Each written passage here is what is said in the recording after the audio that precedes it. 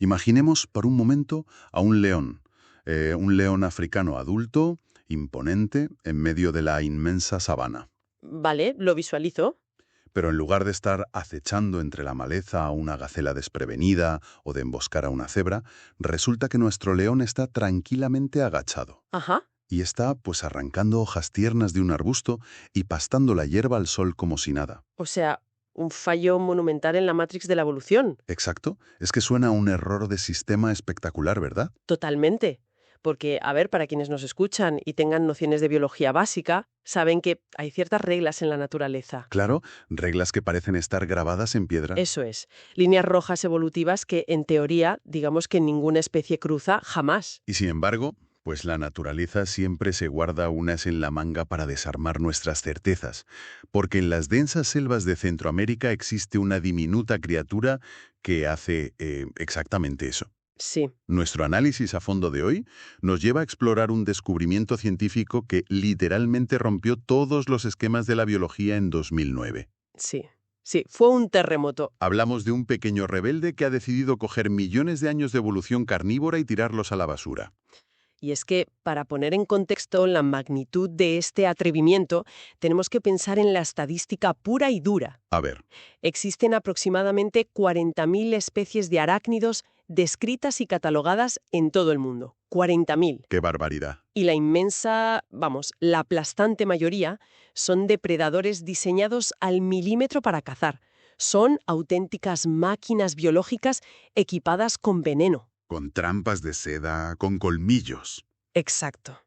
Encontrar una sola araña, una sola, que sea casi exclusivamente vegetariana, es un evento que obliga a reescribir los manuales de la universidad.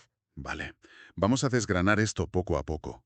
Ya, desde luego. Antes de meternos en el mecanismo biológico de de cómo se come en una ensalada, necesitamos visualizar a la protagonista. Su nombre científico ya es, de por sí, toda una declaración de intenciones letales, ¿no? Se llama Bajera Kipling-Yanny. Bajera Kipling-Yanny, nombrada así en honor a la pantera negra imponente y letal del libro de la selva. Sí, la clásica novela de Rudyard Kipling. Claro, uno escucha el nombre Bajera y automáticamente piensa en un monstruo gigante acechando en las sombras de la jungla. Es inevitable. Pero la ironía es brutal, porque esta pantera es de todo menos gigante. Mide entre 5 y 6 milímetros de largo. Nada, es minúscula. Literalmente cabe de sobra en la uña de un pulgar.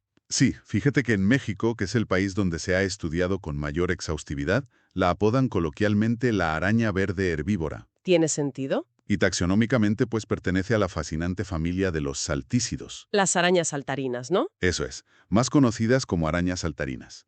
Si alguna vez logramos ver a un macho de cerca, bajo una buena lupa, observaríamos unas extremidades delanteras decoradas con unos tonos vibrantes. Verdes y amarillos, he leído. Exactamente, verdes y amarillos, que contrastan un montón con la parte central de su cuerpo, el cefalotórax. Que es más oscuro, ¿verdad? Es oscuro, pero proyecta unos reflejos metálicos sorprendentes cuando le da la luz del sol. Es preciosa. Y tienen además ese rasgo tan característico de su familia, o sea, esos 8 ojos simples dispuestos como los faros de un coche. Sí, en la parte frontal, lo que les proporciona una agudeza visual y periférica alucinante. Pero aquí, a ver, aquí hay un detalle histórico que a mí, personalmente, me vuela la cabeza. Cuéntame. Esta especie no es nueva. Fue descubierta y descrita por primera vez en 1896 por los investigadores George y Elizabeth Beckham. Sí, hace muchísimo. 1896. Y si no me fallan los cálculos, la ciencia no se dio cuenta de su extraña dieta hasta el año 2009. Así es. O sea, pasó más de un siglo entero. ¿Cómo es posible que nadie lo viera en todo ese tiempo? Pues sinceramente es un ejemplo de manual del sesgo de confirmación dentro de la comunidad científica. ¡Ostras! A ver, imagínate la escena. Un biólogo de campo veía a una araña saltarina moviéndose muy rápido por la hoja de un árbol. ¿Vale? Y, de forma automática, asumía que estaba escaneando el entorno para abalanzarse sobre un pulgón o cazar una mosca. Claro, porque es lo que hacen todas. Exacto. Nadie se paraba con un microscopio portátil a analizar qué se llevaba exactamente a las mandíbulas, porque la premisa incuestionable era: es un arácnido, por lo tanto, forzosamente come carne. Claro. hasta que alguien finalmente apartó los prejuicios y miró un poco más de cerca. Efectivamente. Y aquí es donde necesito que me ayudes a cuadrar la mecánica física del asunto, porque yo no lo entiendo. A ver. Sí, yo pienso en un animal que procesa vegetales, me imagino pues a una vaca con unos molares planos rumiando horas y horas. Sí, claro. O las mandíbulas en forma de tijera que tiene una oruga para ir cortando las hojas. Pero las arañas carecen por completo de piezas dentales para masticar y triturar fibra gruesa. No tienen dientes, ¿no? Tienen esos colmillos diseñados como agujas hipodérmicas para perforar el exoesqueleto de los insectos e inyectar el veneno. Entonces, si físicamente no pueda masticar una hoja, ¿cómo se la come? Pues el secreto está en que aplica exactamente la misma técnica del perfecto asesino de insectos, pero orientada a la botánica. ¿Cómo es eso? A ver, Bajera kiplingi no masca hojas enteras, tampoco se dedica a perforar el tallo para sorber la savia. Su objetivo alimenticio son unas estructuras botánicas muy específicas que se llaman cuerpos beltianos. Cuerpos beltianos. Sí, podemos visualizarlos como unos pequeños nódulos carnosos, como unas protuberancias de color amarillo o rojizo, ¿Vale? que crecen de forma selectiva en las puntas de las hojas de ciertas plantas. Espera. Si su sistema digestivo no puede procesar un trozo sólido y su estómago está fisiológicamente diseñado para licuar a sus presas por dentro mediante fluidos, Sí, inyectando fluidos. ¿me estás diciendo que trata a ese diminuto nódulo de la planta como si fuera el cuerpo de un escarabajo? Funciona exactamente así. Es fascinante. La araña utiliza su extraordinaria agudeza visual para fijar su atención en el nódulo. Vale. Se acerca sigilosamente, ejecuta un salto balístico impecable, arranca la estructura carnosa de cuajo y huye a toda velocidad hacia una hoja que esté apartada o marchita. Como un ladrón, huyendo con el botín. Exacto. Y una vez a salvo y en solitario, inyecta sus potentes enzimas digestivas de forma externa sobre el trocito de planta. Madre mía. Esas enzimas químicas empiezan a descomponer el tejido vegetal fuera de su propio cuerpo, transformando el nódulo sólido en una especie de sopa nutritiva. Que la araña luego absorbe pasivamente. Eso es, se lo bebe. O sea, es un licuado vegetal predigerido. Me parece una solución biológica absolutamente ingeniosa. Lo es, sin duda. Pero claro, tener el mecanismo físico para beberse una planta es solo el primer obstáculo de esta historia. Resulta que nuestra pequeña protagonista no acude a cualquier arbusto pacífico del bosque para buscar su comida. ¿Qué va? Para nada. Ha decidido ubicar su restaurante en medio de uno de los ecosistemas más hostiles y agresivos que podemos encontrar en la naturaleza. Sí, analizar su código postal nos da una idea bastante clara de la temeridad de su estrategia. Ya te digo. Sus poblaciones se distribuyen a lo largo de los húmedos bosques neotropicales, o sea, abarcando desde el sur de México, incluyendo toda la península de Yucatán y extendiéndose hasta Costa Rica. Vale. Y su hábitat exclusivo, el único lugar donde residen, son los árboles de acacia tropical, específicamente unas especies que pertenecen al género Vachelia. Y cualquiera que haya estudiado ecología básica sabe que las acacias tropicales son el escenario de uno de los pactos de sangre más famosos de la biología. El gran mutualismo. Exacto. Un mutualismo clásico, ancestral, entre el propio árbol de acacia y las colonias de hormigas del género Pseudomyrmex. Y para que la audiencia no se lleve a engaño, no estamos hablando de hormiguitas de jardín inofensivas. ¿Qué va? Hablamos de legiones letales. Es que el pacto evolutivo funciona con una precisión matemática. A ver, el árbol ofrece a las hormigas unas espinas modificadas. Son como gigantes, ¿no? Sí, gigantes y huecas por dentro. Funcionan como búnkeres impermeables, el refugio ideal para alojar a toda la colonia de hormigas. Un alojamiento de lujo. Totalmente. Pero además de la vivienda, el árbol les paga un salario completo en forma de alimento. Secreta un néctar extrafloral repleto de azúcares y, crucialmente, produce esos famosos cuerpos beltianos ricos en lípidos y proteínas. Claro, los nódulos que hablábamos antes. Exacto. El árbol gasta una cantidad enorme de energía metabólica en crear esos nódulos, con un único fin: ser el alimento perfecto y exclusivo para las crías de las hormigas, para sus larvas. Y a cambio de esos rascacielos blindados y de tener un catering infinito para sus bebés, las hormigas se convierten en un ejército privado de mercenarios. Mercenarios muy agresivos. Defienden la acacia con una brutalidad sobrecogedora.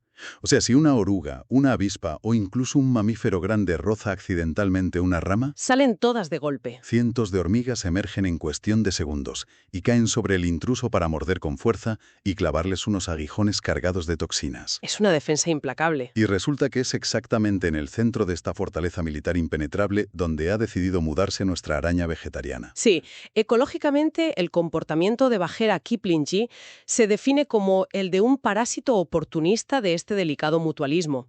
Su modo de vida consiste básicamente en explotar los valiosos recursos que la acacia produce a un coste altísimo para pagar a sus guardias. Es la trama perfecta para una película de atracos de Hollywood.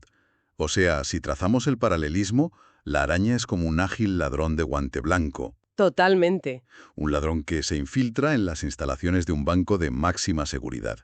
Y tiene que moverse sin activar las alarmas, eludiendo patrullas continuas de guardias fuertemente armados. Para llegar hasta la cámara acorazada, claro. Para robar los lingotes de oro, que, paradójicamente, resultan ser la comida de los hijos de esos mismos guardias. Es brillante. Y fíjate que las tácticas de infiltración y de supervivencia que han desarrollado para mantener este atraco perpetuo son fascinantes. Cuéntame. Principalmente construyen sus refugios de seda en hojas viejas y periféricas. ¿Lejos del centro? Eso es. Se alejan estratégicamente de los brotes más jóvenes y de las zonas centrales del árbol, que es justo donde la vigilancia de las hormigas soldado es abrumadora. Claro, son listas. Y las dinámicas de población también varían dramáticamente según la geografía. O sea, en el estado mexicano de Quintana Roo, los biólogos de campo han documentado acacias que albergan simultáneamente a más de 200 arañas forrajeando. 200 arañas robando a la vez en la misma bóveda bancaria. Madre mía, el caos logístico para las hormigas debe ser monumental. Literalmente es un asedio por saturación. La inmensa mayoría de estas arañas coordina sus ataques durante las primeras horas del amanecer. Cuando la comida está recién hecha. Exacto. Aprovechan que los cuerpos beltianos están frescos y generan un exceso de intrusos de golpe que el sistema de defensa de la colonia simplemente no puede gestionar por completo. Claro, colapsan el sistema. Pero ojo, que este escenario contrasta mucho con Costa Rica, donde los investigadores raramente encuentran más de unas pocas arañas por árbol. Qué curioso, ¿y eso por qué? Pues esto nos sugiere que ligeras variaciones en el clima local o quizás variaciones en la agresividad de las castas de hormigas pueden inclinar la balanza del éxito o el fracaso de este robo sistematizado. Repasando las notas de la investigación del equipo de Gómez Acevedo, publicada en 2021, hay una observación que me parece brillante y que confirma esa frialdad calculadora de estos arácnidos. ¿Ah, sí? El tema de la elección del árbol. Exacto. Descubrieron que a la araña no le importa en lo más mínimo qué especie concreta de hormiga, Pseudomyrmex, está patrocinando el árbol. Le da exactamente igual. Seleccionan la acacia, como por ejemplo la especie Bachelia cornillera, evaluando la arquitectura de sus hojas y el volumen de nódulos alimenticios que produce la planta. O sea, escogen el botín más rico y el entorno que les ofrezca más vías de escape rápido. E ignoran por completo la identidad del guardia de seguridad que custodia la zona. Es una pasada. Es una muestra de que su hiperespecialización botánica prima absolutamente sobre las interacciones con otros insectos. Sí, sí. Y con esto llegamos a lo que para mí es el verdadero corazón del misterio evolutivo. Porque lograr esquivar a las hormigas, escapar con un trozo de planta y licuarlo con enzimas fuera de tu cuerpo, bueno, es una hazaña. Una hazaña conductual, sí. Pero el desafío biológico mayúsculo empieza cuando ese líquido vegetal ingresa en el organismo de la araña. Un cuerpo adaptado fisiológicamente desde hace millones de años para procesar proteínas y grasas animales. Claro, el metabolismo. ¿Cómo es bioquímicamente posible asimilar todo ese montón de fibra y prosperar? Pues mira, la constatación de que esto ocurría de verdad en sus estómagos y no era una ilusión óptica de los observadores, llegó con el trascendental estudio de Miehan y sus colaboradores en 2009. El estudio que lo cambió todo. Eso es. Fueron ellos quienes aportaron la prueba irrefutable, pero no observando con prismáticos en el bosque, sino empleando tecnología de análisis de isótopos estables directamente en los tejidos de la araña. Hagamos una pausa rápida aquí para explicar un poco la herramienta, porque este tipo de análisis forense celular me parece fascinante. A ver, ¿cómo te cuenta un isótopo lo que hace nada un animal? Pues a ver, digamos que es el principio básico de somos lo que comemos, pero llevado al nivel subatómico. ¿Vale? Durante el proceso de la fotosíntesis, las plantas incorporan isótopos específicos de carbono y nitrógeno de la atmósfera en unas proporciones que son únicas. Muy distintas a las de la carne. Exacto, muy distintas a las proporciones que encuentras en los tejidos de los animales. Entonces, al procesar las muestras de las arañas en los espectrómetros del laboratorio, la firma química de sus cuerpos gritaba herbívoro. Revelaba todo su menú. Sí. Los isótopos demostraron cuantitativamente que en las poblaciones mexicanas aproximadamente el 91% de todo lo que consumen proviene de los cuerpos beltianos vegetales. Un 91%. O sea, no se están tomando una pequeña ensalada de guarnición, es el pilar maestro absoluto de su metabolismo. Es totalmente ineludible para ellas. En las poblaciones de Costa Rica es cierto que la ratio desciende a un 60% y cubren el resto de sus necesidades energéticas sorbiendo esporádicamente néctar, cazando alguna pequeña mosca despistada. Y he leído que hay un giro un poco irónico, ¿no? Sí, algo oscuro. Roban ocasionalmente a las propias larvas de las hormigas de sus cunas para devorarlas. Un recordatorio un tanto macabro de que los instintos antiguos tardan en borrarse por completo. Totalmente. Pero la adicción al menú vegetal es tan intensa que la abstinencia resulta fatal para ellas, ¿verdad? Según los datos de los experimentos en cautiverio, si aíslas a la bajera kiplingui de sus acacias y la obligas a alimentarse exclusivamente de moscas y pequeños insectos, Que sería la dieta perfecta de cualquier otra araña saltarina normal. claro, la dieta por defecto, pues la mayoría sufre un colapso nutricional y muere en pocos días.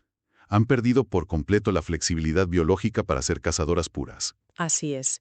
De hecho, su ciclo de vida entero está anclado a la biología estacional del árbol. Planifican sus ciclos reproductivos para que coincidan con los picos fenológicos de la acacia. Como la floración o los brotes. Sí, como el estallido de brotes tras las abundantes lluvias primaverales. Sincronizan los nacimientos para asegurar que las crías emerjan en un mundo donde la despensa de nódulos esté a su máxima capacidad. Pero, volviendo a lo de antes, sigo dándole vueltas al mecanismo de asimilación celular. Esa dieta tan alta en compuestos vegetales es complejísima de descomponer para un carnívoro. Y aquí pienso inevitablemente en el famoso dilema del oso panda. Ah, es un ejemplo buenísimo. O sea, un gran mamífero que retiene intacto un tracto digestivo corto y carnívoro, diseñado para asimilar carne fácilmente, pero que basa absolutamente toda su existencia en consumir toneladas de un bambú que es durísimo e indigesto. Sí, sí. Y sabemos que el panda solo logra sobrevivir a esto porque hospeda un auténtico ejército de bacterias especializadas en sus intestinos que hacen el trabajo sucio. Mi pregunta es, ¿nuestra pequeña pantera arácnida emplea esta misma estrategia microscópica? Pues has dado en el clavo. Las investigaciones más punteras en la frontera de la biología molecular apuntan directamente a esa simbiosis. Estudios genómicos recientes, con datos consolidados alrededor del año 2025, han logrado identificar y aislar colonias de bacterias fijadoras de nitrógeno en el intestino de estas arañas. ¿Bacterias fijadoras? Sí, concretamente microorganismos pertenecientes al género Mesorhizobium. Microbios que actúan como, digamos, unos obreros químicos, encargados de desensamblar toda esa compleja estructura vegetal. Eso es. Y son vitales porque la digestión de material botánico presenta un problema grave de carencia de nitrógeno, un elemento que es fundamental para sintetizar proteínas y que sí abunda en la carne, pero escasea en las plantas. Claro.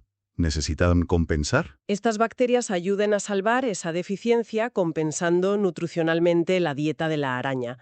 Pero lo verdaderamente revolucionario, el tremendo giro narrativo de esta evolución, radica en el árbol genealógico de esos microbios. A ver, cuenta. Al analizar el ADN de estas bacterias Mesorhizobium, los científicos descubrieron que son virtualmente idénticas a las cepas bacterianas que habitan de forma natural en el interior del sistema digestivo de las larvas de las hormigas Pseudomyrmex. ¡Ostras!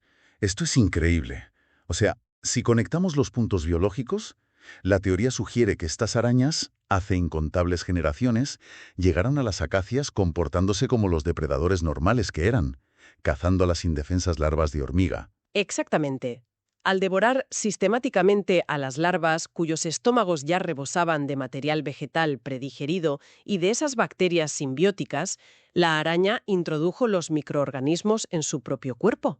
Madre mía. La dieta carnívora, continuada, provocó lo que llamamos una transferencia horizontal de la microbiota intestinal. Es como si se hubieran comido al intermediario y hubieran asimilado su tecnología enzimática patentada. Y una vez que instalaron esas bacterias en su propio intestino, pues cerraron el círculo. Ya no necesitaban cazar y matar a la larva para extraer los nutrientes vegetales. Para nada, porque ahora poseían las herramientas biológicas internas para digerir la planta directamente del árbol por sí mismas. ¿Lo has resumido? Perfecto. Este fenómeno es uno de los ejemplos más elegantes de lo que la teoría ecológica denomina la ventaja de nidoparidad. ¿Ventaja de qué? Ventaja de nidoparidad. Al dar este radical salto dietético, la bajera kiplingui logró retirarse por completo de la agotadora carrera armamentística evolutiva. Se liberó de la feroz competencia diaria contra avispas, pájaros, mantis religiosas y miles de otras arañas que luchan a muerte cada día por atrapar insectos escurridizos. Ya no tienen de competir con nadie. En su lugar, descubrió un oasis casi exclusivo, un recurso que no huye, que es hipernutritivo y que el árbol se encarga de reponer de forma constante y predecible a lo largo de los años. Desde luego es la estrategia de supervivencia definitiva, encontrar un suministro infinito de alimento que encima no se mueve, en una selva donde todo lo demás lucha desesperadamente por morder o, bueno, por no ser mordido. Sí, es un lujo. Sin embargo, esto nos plantea una pregunta ineludible. Si abrazar el vegetarianismo ofrece tantísimas recompensas en términos de ahorro de energía y de certidumbre alimentaria, ¿por qué los bosques no están repletos de especies de arañas herbívoras, saltando por cada rama? Porque leyendo los apuntes, por ejemplo, las revisiones bibliográficas de revistas como Scientific American, queda claro que bajera no es absolutamente la única que coquetea con la botánica. Es cierto, no es la única. Hay minúsculas excepciones documentadas en la literatura entomológica.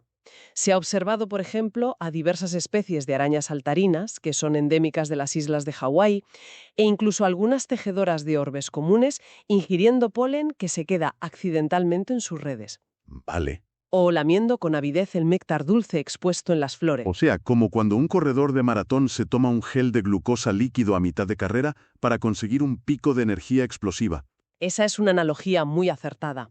Utilizan los recursos florales como un suplemento nutricional, un chute de carbohidratos que es rápido, barato y libre de riesgos. Claro. Pero el matiz crítico, la gran frontera que separa esas anécdotas puntuales de nuestro caso de estudio es la dependencia absoluta. Para las arañas hawaianas es un extra. Siguen siendo cazadoras obligadas que necesitan cazar presas para madurar y poder reproducirse. Tienen que cazar, sí o sí. Sí. Bajera kiplingui ostenta el título de ser el único caso probado en la historia de la biología mundial donde los tejidos estructurales de la planta constituyen el fundamento indispensable y principal para sustentar su desarrollo fisiológico. Una posición evolutiva que es tan radical que inevitablemente genera un riesgo sistémico. Porque pensemos por un momento en las matemáticas del daño colateral. A ver. Si volvemos al caso de los árboles en México que están asediados por 200 arañas cleptómanas todas las mañanas, esto significa que diariamente se están esfumando miles de porciones de alimento altamente proteico. Comida que es crítica y que nunca llegará a las mandíbulas hambrientas de las larvas de la colonia. Ya, y eso desata un efecto dominó muy peligroso para todos. Claro. Si las arañas abusan de su posición y la tasa de robo excede la capacidad de producción de alimento del árbol, las larvas padecen desnutrición masiva. Y al fracasar la crianza, las filas del ejército de hormigas adultas merman irremediablemente. Se quedan sin soldados. Eso es. Una guarnición defensiva mermada es incapaz de patrullar eficazmente todo el follaje, dejando la puerta abierta para que herbívoros pesados, como enjambres de langostas o escarabajos defoliadores, arrasen con las hojas y destruyan la acacia por completo. Demoliendo así el hogar de las propias arañas. Exactamente, estirar piedras sobre su propio tejado. O sea, tienen que operar con la máxima precisión táctica, robar la cantidad justa y necesaria para mantener su población, pero frenarse justo antes de provocar la quiebra financiera del banco que están atracando. Afortunadamente, para la estabilidad de todo el bioma neotropical, este parasitismo tan extremo opera a una escala micro. Estas densidades poblacionales tan altísimas tienden a restringirse a árboles muy particulares y no se extienden de forma homogénea por toda la selva. Menos mal. Sí, a nivel macroscópico del bosque, las colonias de Pseudomyrmex logran prosperar y el equilibrio milenario de este mutualismo con las acacias permanece estructuralmente intacto. Lo cual nos deja con el gran interrogante sobre el futuro de la propia especie de araña. Porque, a ver, por un lado, han ejecutado una jugada evolutiva maestra. Sin duda. Pero, por otro, han puesto absolutamente todos sus huevos en una sola cesta. Su grado de extrema dependencia metabólica y conductual, ligada exclusivamente a las acacias centroamericanas, parece, visto desde fuera, un castillo de naipes a punto de derrumbarse con cualquier soplo de viento. Pues tienes toda la razón. Afrontan un riesgo de extinción sumamente preocupante, ligado directamente a la degradación de su entorno. Ya. Al tratarse de un hallazgo científicamente reciente, el conocimiento integral sobre su biología apenas está rascando la superficie. Hay enormes lagunas de conocimiento ahora mismo. ¿Qué nos falta por saber? Pues mira, a nivel celular, los biólogos moleculares aún no logran descifrar el mecanismo de herencia del microbioma. Es decir, no sabemos si la hembra transfiere directamente las vitales bacterias digestivas a los huevos o si cada cría recién nacida está obligada a ingerirlas de nuevo del entorno para poder digerir su primera comida sólida. ¡Qué locura! Y además, ignoramos por completo si han mutado para desarrollar algún tipo de inmunidad química especializada que les permita tolerar los alcaloides o las toxinas vegetales inherentes a la planta, unos compuestos que normalmente envenenarían a otras especies invasoras. O sea que hay mucho trabajo de laboratorio pendiente. Y mientras la ciencia corre a contrarreloj para intentar resolver estos misterios biológicos internos, a nivel externo la especie se enfrenta, me imagino, a la maquinaria incesante de la pérdida de hábitat. Trágicamente, sí, la deforestación agrícola y la fragmentación de los bosques tropicales imponen una amenaza diaria y existencial sobre las poblaciones de acacias silvestres. El estatus de conservación oficial de Bajira Kiplingi no ha sido exhaustivamente categorizado por las organizaciones internacionales todavía. Vale. Pero aplicando los principios básicos de la ecología de poblaciones, sabemos de sobra que cualquier especie que dependa de un único huésped específico en áreas tan restringidas es dramáticamente vulnerable. Es de manual. Y la desaparición de un ecosistema en este contexto no representa únicamente la extinción estadística de un arácnido más en la inmensa lista global de especies amenazadas. Para nada. Significaría la aniquilación permanente de una rareza evolutiva inigualable. O sea, borrar de un plumazo el capítulo más extraño y fascinante que se ha escrito jamás sobre la dieta de las arañas. Totalmente. Pone sobre la mesa la necesidad imperiosa de revisar nuestras propias definiciones. Este animal nos interpela directamente a repensar qué concebimos exactamente cuando pronunciamos la palabra herbívoro. Claro. Carece de las herramientas anatómicas tradicionales asociadas al consumo vegetal, no pastorea en grandes manadas por la pradera ni mastica pacíficamente al sol, pero su dependencia nutricional y su intrincada coevolución bioquímica con la planta son innegables y absolutas. Hoy creo que hemos completado un viaje intelectual verdaderamente asombroso a través del corazón tecnológico, por así decirlo, de la selva tropical. Empezamos nuestra investigación de las fuentes evocando el arquetipo clásico que todos compartimos. Sí, la araña como esa entidad cazadora solitaria. Paciente implacable tejiendo la típica trampa mortal de seda o atacando desde la oscuridad para administrar su letal dosis de veneno licuador. Y fíjate cómo concluimos. Frente a frente, con una ágil pantera saltarina que tiene el tamaño de la cabeza de una cerilla, un prodigio biológico que ha renunciado conscientemente a la brutal carrera del carnivorismo. Para hacerse vegetariana.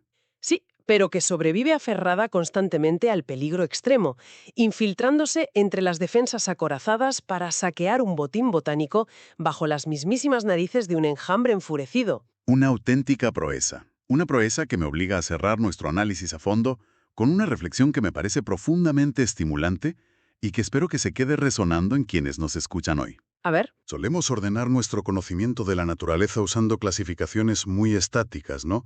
Como cajas mentales perfectamente etiquetadas. Depredadores sanguinarios aquí, herbívoros apacibles allá. Asumimos que los senderos de la evolución están claramente delimitados y que ciertas barreras metabólicas son, en esencia, muros insuperables. Sí, nos gusta tenerlo todo muy ordenado, pero este diminuto y audaz saltícido nos demuestra una vez más que la fuerza motriz de la vida es muchísimo más rebelde, plástica y oportunista que cualquier límite o regla impuesta por los dogmas científicos convencionales. Exacto.